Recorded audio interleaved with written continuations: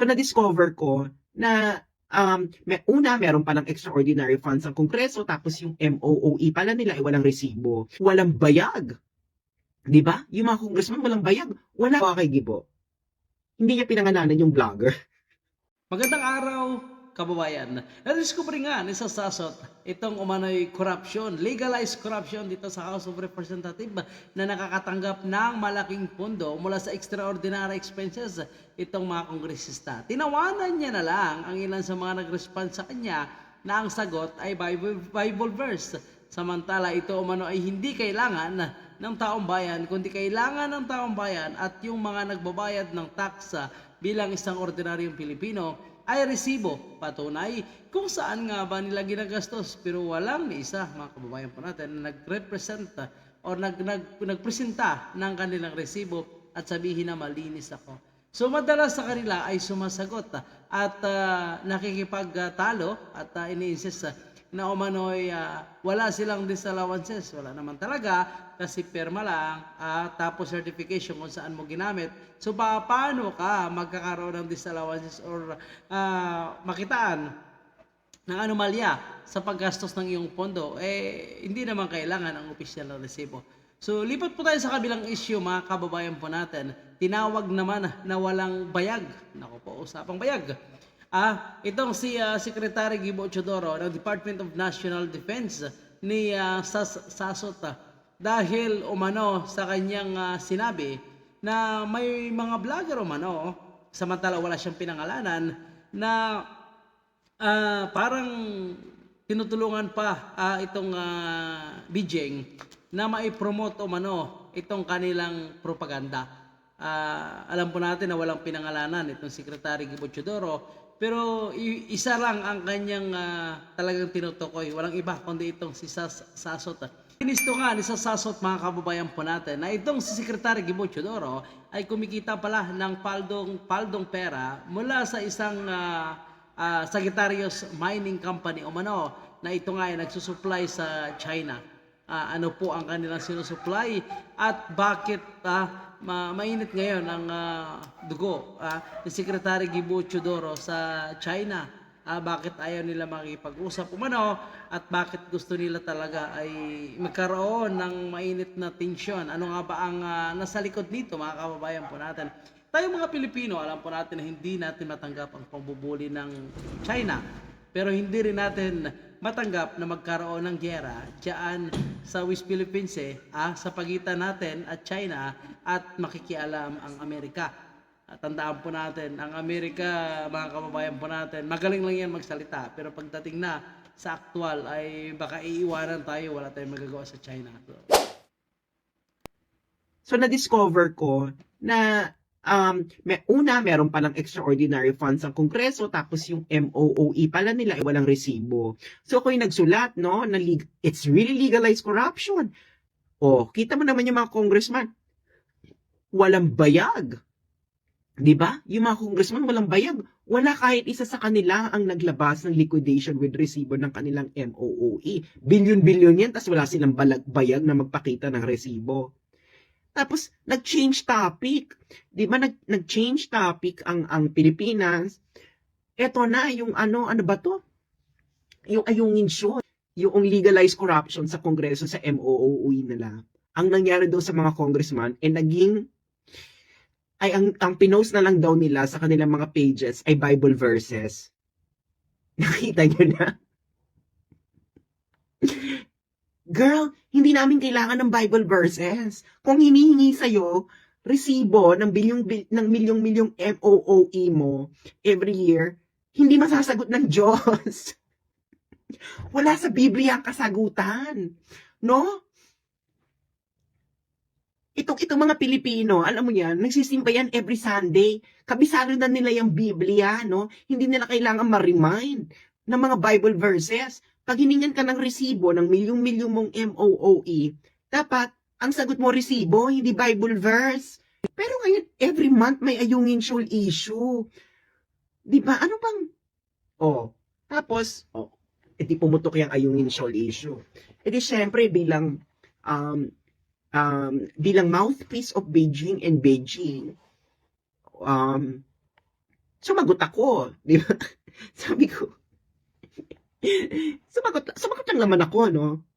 Pero, biglang itong si Gibo, pupunta tayo sa usapang bayag, ha? Itong si Gibo, okay, hindi na nakapagpigil. Okay?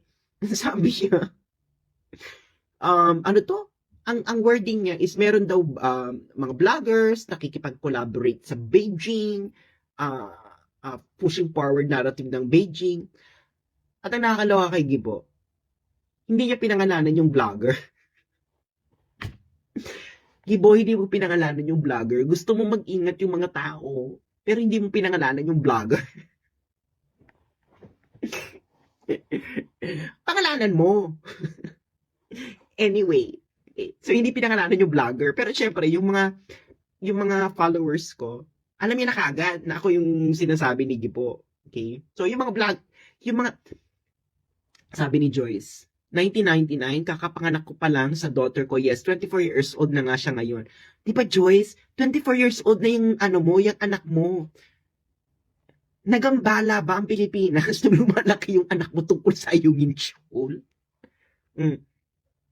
Di ba? So, anyway, so si Gibo, nagbigay siya ng etos garbanzos. Okay? Na ganun nga daw, na meron daw, ano yan, vlogger, meron daw collaboration with Beijing. Ngayon, yung mga followers ko naman, ng mga chismosa, sinumbong sa akin. Sabi, ay naku Sas, no, itong sinabi ni Gibo, Emerald. Alam mo naman ako, no, ang last name ko po kasi talaga ay Week. Okay? Sas Week. Ako naman, ganyang kagibo, pwede ngayon nalaman ng taong bayan na ito pala si Gibo ay chairman ng Sagittarius Minds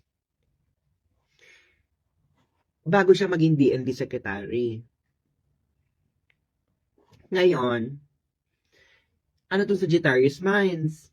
Siya po ay nagmimina ng copper dyan sa Mindanao. Hanapin nyo na lang, i-search nyo to, Sagittarius Minds. So, 2015 pa siya dyan chairman hanggang bago siya maupo ng DND secretary. So ito yung pinapalabas ni Sasot mga kababayan po natin na matagal pala na negosyante itong si Secretary Gibo Chodoro at nakikinabang sa China mga kababayan po natin. Parang sinasabi niya ngayon dahil tinanggal na siya bilang chairman nitong Sagittarius Mining mga kababayan ay parang na-twist na o parang nagkaroon na siya ng galit sa China mga kababayan po natin. So yan ang kanyang ibig sabihin. At kung tutuusin o mano, ay kumita naman siya ng malaking pera mula sa China. At ano guys, saan nag-e-export ang Sagittarius Mines ng copper? Sa China. So every year, billion ang kinikita ng Sagittarius Mines sa pag-export ng copper sa China. So, nalaman tuloy ng mga taong bayan na kumikita kayo ng billion, okay? Kumikita kayo ng billion sa pag-export nyo ng copper sa China habang yung mga sinasabi nyong mangingisda ay inaapi ng China. Tanong ko guys, magprangkahan tayo dito. Anong tawag mo sa tao na sasabihan ka na, ay, wag nyong pakinggan yung China kasi inaapi yung mga mangingisda natin. Pero at the same time, sila ay kumikita ng billion sa pag-i-export ng copper sa China. Sige nga, ipaliwanag nyo nga yan. Sabi ni Mara, wow, sounds familiar. Copper mines din ang negosyo ng isang Marcus Crony, si Benedicto. Sinira nila ang sipalay after nila inabandona. Sabi ni Don Denvon, hipokrito. Sabi ni Prince, hypocrite. Diba? Walang bayag. So sa ganitong expose ni Sasot mga kababayan po natin, tila ba na-expose ang tunay na pagkatao at nakikita niya na mukhang may kakaibang intention din itong si Secretary Gibo Chodoro kung bakit niya parang mas pinainit ngayon ang tension sa West Philippine Sea at tila ba gusto nila umano na magalit ang mga Pilipino sa China, mga kababayan po natin. So hindi na natin ikukumpara yung dating administrasyon ni Pangulong Digong. Obviously alam natin na ayaw niya sa Amerika at gusto niya makikipagkaibigan sa China. Kaya kung ano mang sigalot diyan sa West Philippine Sea, nakikiusap ito kay si Jinping na sana umano ay pagbigyan sila at wag na pag-awayan yung issue diyan sa West Philippine Sea at payagan sila na makapagbigay ng supply dito sa BRP Sierra Madre. So ayon nga sa kanya tubig lang umano bakit pag-awayan o magkaroon ng gera. So dapat umano makikipag-usap na lang at kung pwede ay mag-share na lang kung anong resources na anong mayroon diyan sa West Philippine Sea. Ngunit parang tinataboy kasi natin at parang nagagalit naman ang China kasi parang hinahayaan umano natin na makikialam ang Amerika. So may mga complication diyan sa issue mga kababayan po natin na posibleng hindi pinapaalam sa atin ng gobyerno at ilang opisyal, lalo na sa posibleng agreement natin diyan sa Amerika. Malay natin mga kababayan po natin baka may mga Pilipino na talagang magaling mag-research at may kaalaman sa usapan diyan sa West Philippine Sea kasi matagal na yan, 24 years na pala na nagkakaroon ng issue diyan sa West Philippine Sea.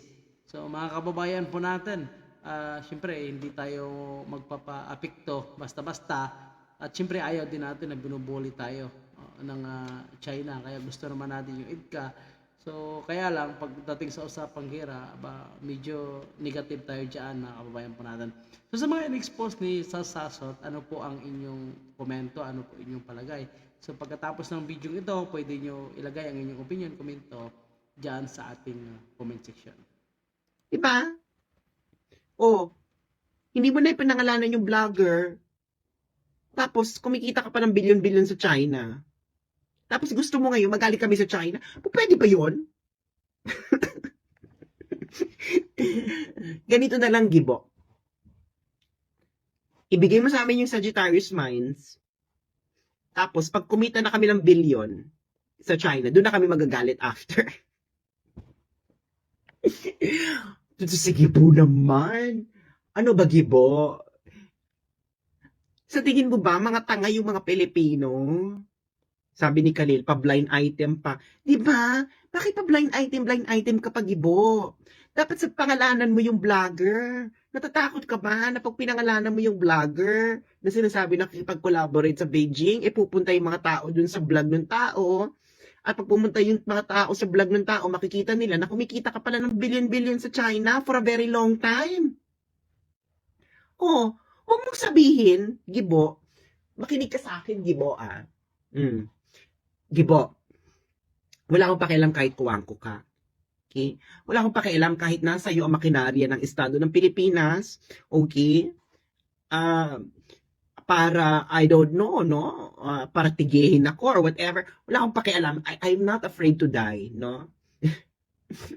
Huwag mong sabihin sa amin, Gibo, na nung kumikita ka sa China ng bilyon-bilyon, yung Sagittarius Mine, ay walang issue ng pang-aapi or pang-haras or whatever ng tinatawag nyo na ginagawa ng China sa South China Sea.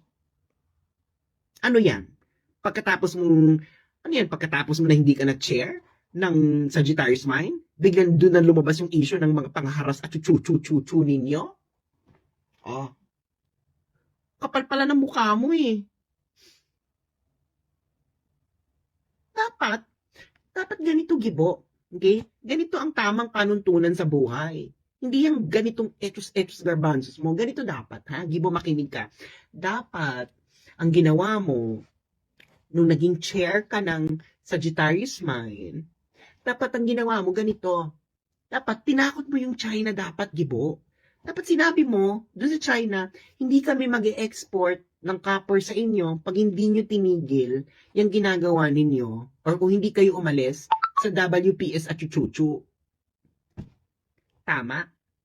Nung chair siya ng Sagittarius Mines. Okay? Dapat tinakot niya yung China.